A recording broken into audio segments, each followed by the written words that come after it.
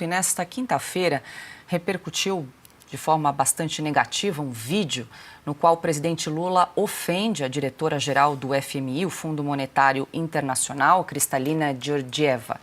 A fala ocorreu na última terça-feira, durante a abertura de um evento da construção civil. Nesse discurso, Lula lembrou de um encontro com a diretora da FMI na cúpula do G7 em Hiroshima, no Japão, no ano de 2023. E lá eu encontro com uma mulherzinha, sabe, presidenta do FMI, diretora-geral do FMI, nem me conhecia, presidente Lula. Você sabe que o Brasil está difícil, a coisa para o Brasil só vai crescer 0,8%. Eu falei, você nem me conhece? Eu não te conheço? Sabe? Como é que você fala que o Brasil vai crescer 8%? E a resposta veio no final do ano. O Brasil cresceu 3,2%. Marina, eu começo com você. Me espanta as risadas ali, né, dessa plateia ali, enquanto Lula debocha da diretora do FMI. Bom, a esquerda que diz defender as mulheres, né? O presidente Lula não... Isso não é novidade, infelizmente, né, Paula? A gente viu quando ele resolveu colocar uma mulher bonita para fazer articulação no Congresso, né? Quando ele escolheu Gleisi Hoffmann. Ou naquela cena triste em que ele olha uma afrodescendente e diz: uma afrodescendente assim deve gostar de um batuque. E tem muito mais. Eu nunca vou esquecer uma das, para mim, das piores, né, num país em que realmente as mulheres sofrem com violência doméstica, é quando ele falou para o ministro Haddad que depois do jogo de futebol aumenta a violência doméstica. Ele fala, mas se for corintiano, tudo bem, se for corintiano, tá liberado bater em mulher, né? Ele falou isso também, um homem não deve bater, mas principalmente não deve bater na sua casa. Pode bater na mulher, mas não na sua casa.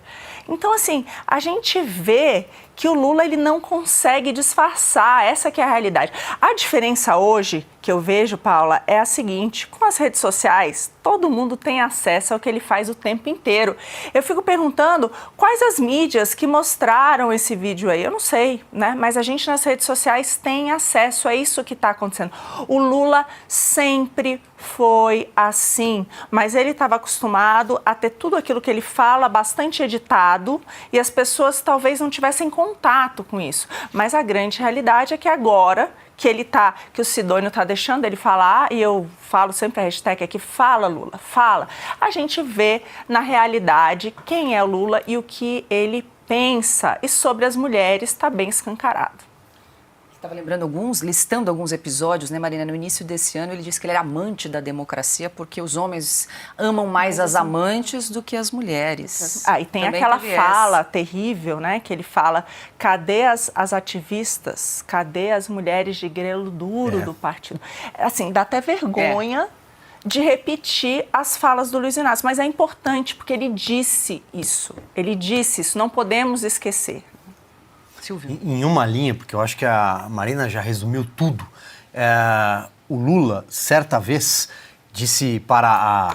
referia-se a Clara Ante, que era a diretora do Instituto Lula, tinha sido assessora especial da Presidência da República. A Polícia Federal entrou na casa dela e o Lula disse que a Clara Ante achou que era um presente de Deus, tantos homens na casa dela. O Lula, quando fala sem o teleprompter e longe do Sidônio, ele é chulo, ele é tosco, ele volta para o sindicato dos metalúrgicos naquelas reuniões que sabe Deus o que é que acontecia.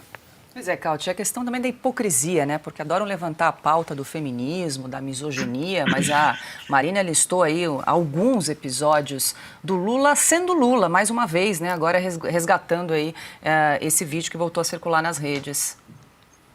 Pois é, Paula. Lula, para mídia estatizada, não é homofóbico, não é misógino, não é nada disso. Lula comete gafes, ele tem deslizes, ele escorrega, né? Ele faz uma leve brincadeira, é um equívoco. Lula não pode ser isso, porque, usando as palavras de uma professora da USP, chamada Marília Chauí, quando Lula fala, o mundo se ilumina.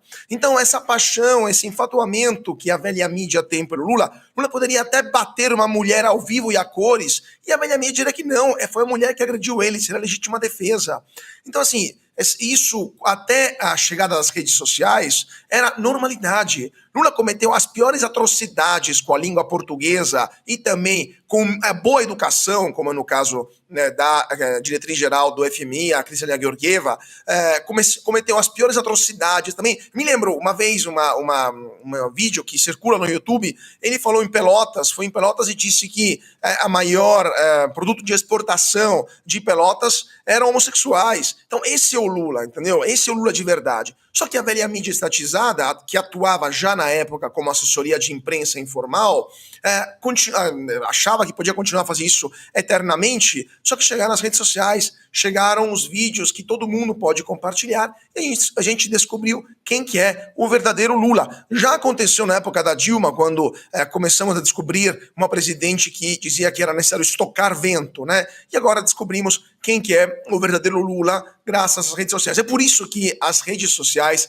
são tão odiadas pela mídia estatizada, a mídia que recebe centenas de milhões de reais da SECOM para ser assessoria de imprensa informal. É por isso que eles querem censurar as redes sociais, por isso que eles vão tentar novamente, próximo das eleições, mais um PL da censura. Porque quando o povo grava e divulga quem o Lula é, a gente descobre de fato quem que é, qual que é o caráter do nosso presidente.